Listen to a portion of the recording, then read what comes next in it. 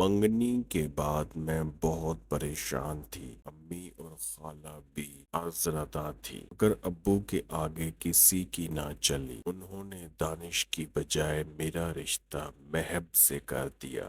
میں لڑکی تھی، دکھ سہنا اور کچھ نہ کہنا ہم بے زبانوں کی گٹی میں پڑا تھا۔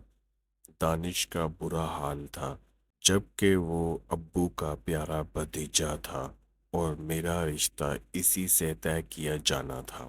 والد کا خواب تھا کہ دانش آفیسر بنے۔ ان کے اصرار پر وہ کیڈٹ بھرتی ہو گیا، لیکن سال بعد اکیڈمی چھوڑ کر گھر آ گیا۔ سبھی نے سمجھایا مگر اس نے کسی کی نہ سنی۔ کہا کہ اکیڈمی کے 4 سال مکمل کرنا اس کے بس کی بات نہیں، اس کا خواب تو مصور بننا تھا۔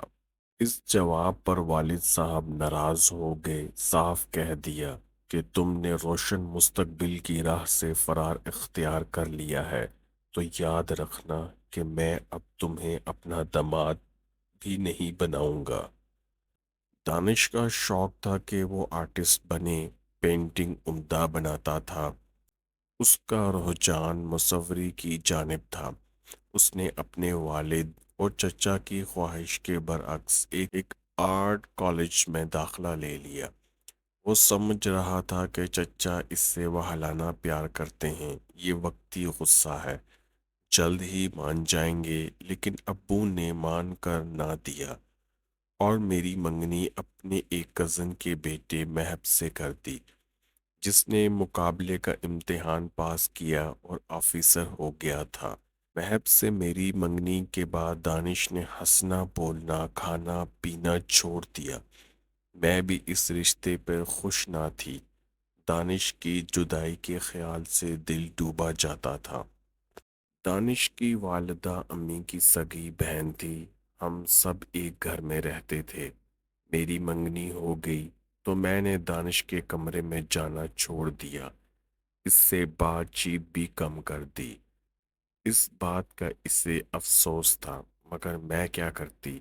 والدہ کا یہی حکم تھا۔ وہ نہیں چاہتی تھیں کہ دانش کو میری طرف سے غلط فہمی رہے اور میری شادی کے موقع پر کوئی مسئلہ کھڑا ہو جائے۔ ایک گھر میں رہتے ہوئے جب میں نے اس سے ترک کلام کیا تو وہ بے چین ہو گیا۔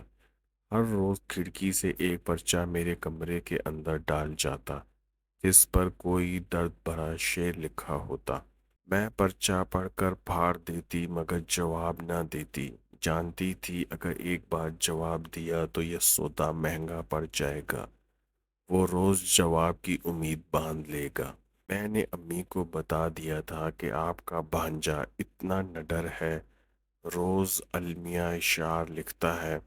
کسی دن کسی کے ہاتھ یہ پرچہ لگ گیا، ابو کو پتہ چل گیا تو برا ہوگا۔ امی نے دانش کو سمجھایا، بیٹا تم خود کو سنبھالو، تمہارے تایا کی جو مرضی ہوتی ہے ہم وہی کرتے ہیں۔ تم نے حقیقت سے سمجھوتا نہ کیا تو گھر میں بدمزگی پیدا ہوگی اور ہمارا خاندان بکھر جائے گا۔ امی کی بات سن کر وہ خاموش رہا مگر دل پر اسے قابو نہ تھا۔ ایک ہفتے بعد پھر وہی پرچے بازی شروع کر دی۔ والد صاحب نے میری شادی کی بہت جلد تاریخ رکھ دی۔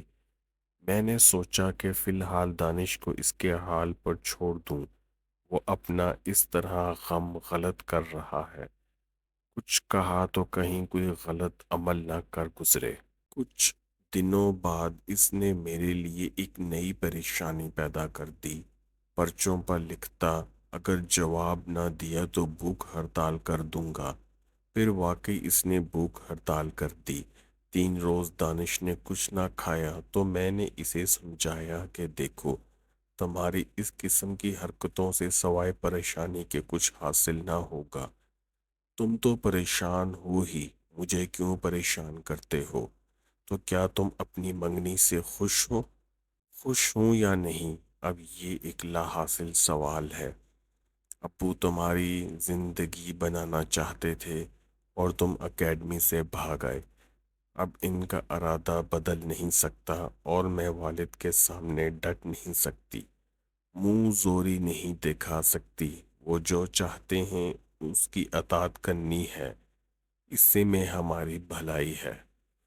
اس نے کہا، اے کاش وقت تھم جائے، تمہاری شادی کا دن کبھی نہ آئے۔ چاہتی تو میں بھی یہی تھی کہ یہ دن نہ آئے، لیکن وقت کو کون روک سکتا ہے؟ میرے آنسو بھی نہ رک سکے، وہ دن آ ہی گیا۔ میرے والدین بہت خوش تھے کہ نکمے لڑکے دانش کی جگہ ان کو ایک سرکاری آفیسر مل گیا ہے۔ مائیوں سے ایک دن قبل دانش میرے پاس آیا اور آخری بار بات کی۔ اس نے کہا، وعدہ کرو جب بھی میکے آؤ گی مجھ سے بات ضرور کرو گی، مجھ سے بات بند مت کرنا، ورنہ دل کا بوجھ اتنا بڑھ جائے گا کہ اس بوجھ کو سہ نہ سکوں گا۔ گھبرا کر میں نے وعدہ کر لیا، میں ضرور تم سے بات کیا کروں گی، فکر مت کرو، لیکن تم بھی وعدہ کرو کہ کبھی مجھے خط نہ لکھو گے، کیونکہ یہ خط میری زندگی کو برباد کرنے کا سبب بن سکتے ہیں۔ یہ آخری وعدہ کر کے ہم دونوں جدا ہو گئے۔ میری شادی ہو گئی، بابل کے گھر سے خانے وال آ گئی۔ سسرال والے بہت اچھے لوگ تھے، محب آفیسر تھے، وہ بہت نفیس انسان تھے، اصول پسند اور نرم گفتار، جو ملتا ان کا گرویدہ ہو جاتا۔ وہ مجھ سے بہت محبت کرتے تھے، اس قدر خیال رکھتے کہ کسی اور کے تصور سے اب اپنے آپ سے شرمندگی محسوس ہوتی۔ سوچتی، جب اللہ تعالیٰ نے اتنا اچھا پیار کرنے والا خوش شکل شریک زندگی عطا کیا ہے تو کیوں نہ اس انعام کی قدر کروں۔ اپنے شوہر سے بے وفائی کا تو سوچ بھی نہ سکتی تھی، جو دل و جان سے مجھ پر نثار ہوتے تھے۔ سچ کہتی ہوں کہ جتنی محبت محب نے مجھے کی، شاید ہی کسی عورت کو اس کے خاوند سے ملی ہو۔ محب کی شدید محبت کو دیکھتے ہوئے مجبور ہو گئی کہ ماضی کی یادوں کو بھلا دوں اور کلی طور پر ان کی ہو کر رہوں۔ میں نے دانش کو بھلا دیا، مگر وہ دیوانہ مجھے نہ بھلا سکا۔ وہ میرا شدت سے انتظار کرتا تاکہ میں میکے آؤں گی اور وہ مجھے دیکھے گا۔ ایک نظر کا دیدار ہی بس اس کی زندگی تھا۔ خانے وال سے میرا شہر دور نہ تھا، پھر بھی میکے جانے سے کترانے لگی تاکہ دانش کو صبر آ جائے۔ جب میکے جاتی تو وہاں بڑے وحلانہ انداز سے آ جاتا، جہاں میں بیٹھی ہوتی وہاں وہ آ کر بیٹھ جاتا۔ یہ بات میرے والدین کو اچھی نہ لگتی، وہ نہیں چاہتے تھے کہ ان کی بیٹی کی پرسکون زندگی میں اس جذباتی اور بے وقوف لڑکی کی وجہ سے کوئی خلل پڑے۔ بے شک محب کو دانش کے جذبات کا علم نہ تھا، مجھ پر شک بھی نہیں کرتے تھے۔ میرے میکے آتے تو سبھی سے کھلے دل سے ملتے۔ کسی کا وحلانہ انداز دوسروں کی نگاہوں سے زیادہ دنوں تک چھپا نہیں رہ سکتا۔ ایک روز عید کے موقع پر امی نے میری اور محب کی دعوت کی۔ ہم پہنچے تو دانش نے کالج سے چھٹی لے لی اور فوراً ہماری طرف آ گیا۔ محب نے اس کے ساتھ خوشی دلی سے بات کی۔ چاہیے تھا کہ وہ دعا سلام کر کے چلا جاتا، لیکن نہیں کیا، بلکہ ڈٹ کر ہم سب کے درمیان بیٹھ گیا۔ ابو نے اس بات کو محسوس کیا اور کہا، بیٹا تم کیوں یہاں بیٹھ کر وقت ضائع کر رہے ہو؟ جاؤ جا کر اپنی پڑھائی کرو۔ ابو کے اس طرح ٹوکنے پر دانش نے اپنی سخت بے عزتی محسوس کی۔ میں جانتی تھی کہ وہ صرف مجھے دیکھنے کے لیے آتا ہے، مجھے دیکھ کر اس کو سکون مل جاتا ہے، لیکن والد صاحب کے خیال میں اس کے دل میں وہ مرض تھا کہ جس کا علاج کسی کے پاس نہیں تھا۔ وہ نہیں چاہتے تھے کہ کسی دن ان کی پوزیشن داماد کی نظروں میں خراب ہو، محض اس احمق لڑکے کی بے وقوفی کی وجہ سے۔ جب اس پر ابو نے اپنے گھر آنے پر پابندی لگا دی تو وہ سخت مضطرب رہنے لگا۔ اس نے امی سے کہا، خالہ میں کسی بری نیت سے نہیں آتا، ہمارا ایک ہی گھر ہے، جب نسترن آتی ہے تو اسے ایک نظر دیکھ لیتا ہوں، مجھے سکون مل جاتا ہے۔ غلطی آپ لوگوں کی ہے، ہم دونوں کو پہلے ہمارے بچپن میں ایک دوسرے سے منسوب کیا اور پھر اچانک تایا ابو نے اپنا فیصلہ بدل لیا۔ یہ نہ سوچا کہ ہمارے دلوں پر کیا گزرے گی۔ امی کو دکھ تو تھا لیکن اس کی حوصلہ افزائی کرنا نہ چاہتی تھی۔ انہوں نے کہا تمہیں مصور بننا تھا تو اب مصور بنو، باقی باتیں بھلا کر اپنے مقصد کی طرف دھیان دو۔ خالہ، مصور بننا غلط تو نہیں، یہ ایک اعزاز کی بات ہے، اور میں آپ کو ایک بڑا مصور بن کر دکھاؤں گا۔ دیکھنا میری ایک پینٹنگ لاکھوں میں بکے گی۔ اللہ تمہیں کامیاب کرے بیٹا، جب تم منزل کو پالو گے تو سب تمہاری توقیر کریں گے۔ ابھی تو تم منزل سے بہت دور ہونا، حق وقت کا ضیاع کر کے اپنی منزل کھوٹی کر رہے ہو۔ امی کا لیکچر سن کر وہ اور مایوس ہو گیا، جیسے اسے کسی غمسار کی ضرورت ہو اور کوئی اس کا ندیم نہ رہا ہو۔ تمام وقت اپنے کمرے میں پڑا رہتا۔ اس کی یہ کیفیت دیکھ کر میں نے میکے جانا ہی ترک کر دیا۔ سوچا بیاتہ ہو چکی ہوں، اب اس کا مجھے یوں ایک نظر دیکھنے کی خواہش کرنا بھی گناہ ہے۔ میرے دیدار سے اس کو سکون نہیں ملتا، اندر کی آگ اور سوا ہو جاتی تھی۔ یہ ادراک شاید اس کو نہ تھا، مجھے تو تھا۔ اس سے بات چیت ترک کر چکی تھی۔ جب امی نے ڈانٹ دیا تو وہ ہر طرف سے مایوس ہو گیا۔ اس کا عجیب فلسفہ تھا کہ تم سے ایک دو لمحے بات کرتا ہوں، بھلا بات کر لینے سے تمہارا کیا جاتا ہے، جبکہ مجھ کو قرار آ جاتا ہے۔ میں نے سمجھایا کہ اب ہوش میں آ جاؤ ورنہ عمر بھر میری شکل نہ دیکھ سکو گے۔ تم جس کو قرار سمجھتے ہو وہ قرار نہیں، بلکہ بے قراری ہے جو تمہیں اور بے چین کرتی ہے۔ مجھے اپنے کزن پر ترس بھی آتا کیونکہ اس کا خود پر بس نہ تھا۔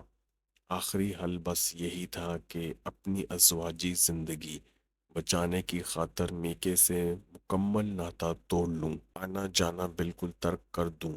ماہب کہتے بھی تم کتنی سنگ دل ہو گئی ہو، اپنے والدین بہنوں سے ملنے نہیں جاتی، وہ کیا سوچیں گے؟ آپ کے ہوتے ہوئے مجھے اور کسی کی چاہت نہیں ہے، میں نے جواب دیا۔